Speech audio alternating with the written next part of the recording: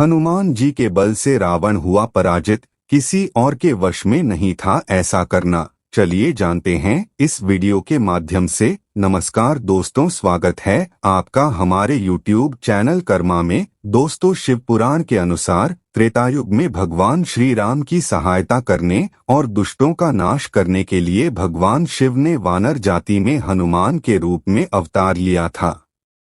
हनुमान जी को भगवान शिव का श्रेष्ठ अवतार महारुद्र भी कहा जाता है।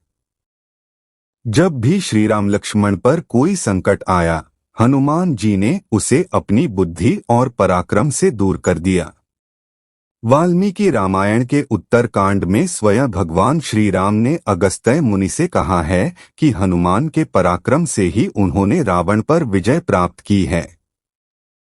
अपनी महाशक्तियों के कारण हनुमान जी वह सब कर सकते थे जो किसी और के वश में नहीं था। युद्ध में हनुमान जी ने अनेक पराक्रमी राक्षसों का वध किया। इनमें धूम्राक्ष, अकंपन, देवांतक, त्रिशिरा, निकुंभ आदि प्रमुख थे। हनुमान जी और रावण में भी भयंकर युद्ध हुआ था। रामायण के अनुसार हनुमान जी का थप्पड़ खाकर रावण उसी तरह कांप उठा था जैसे भूकंप आने पर पर्वत हिलने लगते हैं। हनुमान जी के इस पराक्रम को देखकर वहां उपस्थित सभी वारों में हर्ष छा गया था। माता सीता की खोज करते समय जब हनुमान, अंगद, जामवंत आदि वीर समुद्र तट पर पहुंचे तो 100 योजन विशाल समुद्र को देखकर उनका उत्साह कम हो गया। तब अंगद ने वहां उपस्थित सभी पराक्रमी वानरों से उनके छलांग लगाने की क्षमता के बारे में पूछा। तब किसी वानर ने कहा कि वह 30 योजन तक छलांग लगा सकता है, तो किसी ने कहा कि वह 50 योजन तक छलांग लगा सकता है। ऋक्षराज जामवंत ने कहा कि वह 90 योजन तक छलांग लगा सकते हैं। सभी की बात सुनकर अंगद ने कहा कि मैं 100 योजन तक छलांग लगाकर समुद्र पार तो कर लूंगा, लेकिन लौट पाऊंगा कि नहीं, इसमें संशय है। तब जामवंत ने हनुमान जी को उनके बल व पराक्रम का स्मरण करवाया और हनुमान जी ने 100 योजन विशाल समुद्र को एक छलांग में ही पार कर लिया। समुद्र लांघने के बाद हनुमान जी जब लंका पहुंचे तो लंका के द्वार पर ही लंकिनी नामक राक्षसी ने उन्हें रोक लिया। हनुमान जी ने उसे परास्त कर लंका में प्रवेश किया। हनुमान जी ने माता सीता को बहुत खोजा, लेकिन वह कहीं भी दिखाई नहीं दी। फिर भी हनुमान जी के उत्साह में कोई कमी नहीं आई। मां सीता के न मिलने पर हनुमान जी ने सोचा कहीं रावण ने उनका वध तो नहीं कर दिया।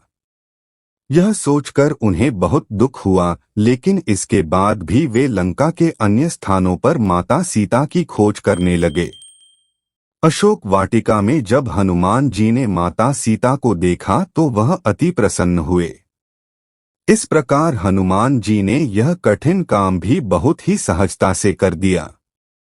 माता सीता की खोज करने के बाद हनुमान जी ने उन्हें भगवान श्री राम का संदेश सुनाया।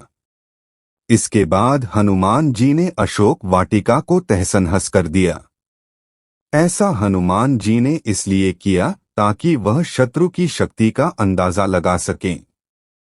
जब रावण के सैनिक हनुमान जी को पकड़े आए तो उन्होंने उनका वध कर दिया। तब रावण ने अपने पराक्रमी पुत्र अक्षय कुमार को भेजा। हनुमान जी ने उसको भी मार दिया। हनुमान जी ने अपना पराक्रम दिखाते हुए लंका में आग लगा दी। पराक्रमी राक्षसों से भरी लंका में जाकर माता सीता की खोज तथा राक्षसों का वध कर लंका को जलाने का साहस हनुमान जी ने बड़ी ही सहजता से कर दिया। श्री रामचरितमानस के अनुसार जब हनुमान जी लंका में माता सीता की खोज कर रहे थे, तभी उनकी मुलाकात विभीषण से हुई। राम भक्त हनुमान को देखकर विभीषण बहुत प्रसन्न हुए और उन्होंने पूछा कि क्या राक्षस जाति का होने के बाद भी श्री राम मुझे अपनी शरण में लेंगे। तब हनुमान जी ने कहा कि भगवान श्री राम अपने सभी भक्तों से प्रेम करते हैं। जब विभीषण रावण को छोड़कर श्री राम की शरण में आए तो सुग्रीव, जामवंत आदि ने कहा कि यह रावण का भाई है, इसलिए इस पर भरोसा नहीं करना चाहिए। उस स्थिति में हनुमान जी ने ही विभीषण का समर्थन किया था। अंत में विभीषण के परामर्श से ही भगवान श्री राम ने रावण का वध किया। वाल्मीकि रामायण के अनुसार युद्ध के दौरान रावण के पुत्र इंद्रजीत ने ब्रह्मास्त्र चलाकर भगवान श्री राम व लक्ष्मण को बेहोश कर दिया। तब ऋक्षराज जामवंत ने हनुमान जी से कहा कि तुम शीघ्र ही हिमालय पर्वत जाओ, वहां तुम्हें ऋषभ व कैलाश शिखर दिखाई देंगे। उन दोनों के बीच एक औषधियों का पर्वत है, तुम उसे ले आओ।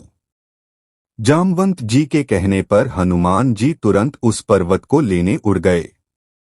अपनी बुद्धि और पराक्रम के बल पर हनुमान औषधियों का वह पर्वत समय रहते उठा ले आए। उस पर्वत की औषधियों की सुगंध से ही राम लक्ष्मण व करोड़ों घायल वानर पुनः स्वस्थ हो गए। तो दोस्तों, इस प्रकार हमने जाना कि रामायण में महाबली हनुमान जी के क्या क्या पराक्रम थे। वीडियो पसंद आई हो तो वीडियो को लाइक और चैनल को सब्सक्राइब करना ना भूले। धन्यवाद।